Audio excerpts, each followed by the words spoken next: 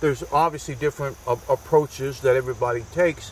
One of the standards, and let's say the old-time foundation ways that we did it, was to use these, what do we call it, root injection? Yeah, this is our root zone probe. Okay. So it's just a simple pipe down here at the end. It's got 4 little ports. Yep. It's got a JD9 gun up here. You pull the trigger, pressurized fluid flows right through it. So this then goes back to the tank. Absolutely. And so this is a tank pressurized system, just like we would do spraying above the ground or whatever. So absolutely. Really nothing new and novel here. And so this technique that we would use, you probably need about 200-300 feet of hose, because we really want to stay off people's yards or turf, business, if we can, right? Absolutely. So we've got this demonstration here, and so this technique, though it's one of the first ones that people developed to deal with emerald ash borer, pine beetles. What would be some others? Really, it was the old way of dealing with borers. With the borers. Yeah. So this today, though, has taken on other uses, right? We have the systemic insecticides, and we also use fertilizers with it. Absolutely. We do mainly do root zone feedings with this. Okay. That's the main purpose of this. So let's, first of all, we're going to be applying a certain rate to this tree. So how are the rates determined for these injections? So when it comes to doing a soil drench or soil injection, it's like any other product. You refer back to the label, and that all really has to do with the size of the tree. Larger tree, more product; smaller tree, less product. So diameter, breast height, same thing? Absolutely. And then to know, let's say that, for instance, this would take, let's say 40 gallons of fertilizer.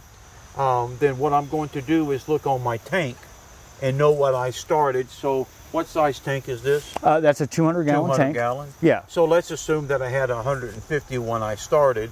I wanted to put 40. I'd look roughly about 110. Absolutely. That's exactly how we calibrate it. Now, show me the technique that, because in the old days, I think, Will, didn't we used to always look at the drip line of the tree? Absolutely. Because that's where we assumed all the roots were in this zone. But what's happened over the years? So over the years, we've moved in, and we've discovered that, not me personally, but through research, we discovered that the feeder roots are actually all around in about a 10 to maybe 15 foot radius around the trunk of the tree. Okay. So the closer in you move to the trunk, the more product actually is uptaken by the tree. Because the goal is like even a tree injection, the goal is to get it into the tree, not to leave it out here. Right, right. And you kept saying the feeder roots, and obviously that's where it's pulling up nutrients in water, and we want to get our materials into those roots to get fed in. That's exactly what we want. And the farther out you go, the more product remains in the soil. And that doesn't do anybody any good at all. No, it doesn't. All right, so show me what a technique would be with this one here. So with this, it's really a simple technique. You always got to wear your gloves.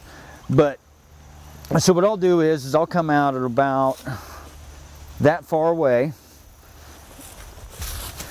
and then you simply take the probe, push it down, and then you pull your trigger. And then at this point, I will saturate the soil, and it's more about feel at this point. So as the product is actually flowing through into the soil, you can feel it kind of squish around in there, and that's when you know that you've maximized the soil saturation in that point. And then what I do is actually move out a little bit, and not so much sideways, but more just out, and I'll do the same exact thing, and I'll repeat this process all around the tree. It's almost like a W-shaped, V-shape, all the way around the tree. Far, close, so that you get all around the tree. And that allows me to maximize soil saturation around the tree. So, because it's really only going to saturate out to about here, and that's what I try to line up, is about where I know the soil is going to be saturated at, and make those two edges meet. And you're trying to get some overlap. Absolutely. Is that what you're trying to, as best as we can when you can't see what's happening? Right, right. And you'll notice that after you've done an injection, you pull the probe out and some water will actually pump back up Okay. once you've removed the probe. And that's when you know you've got a good soil saturation.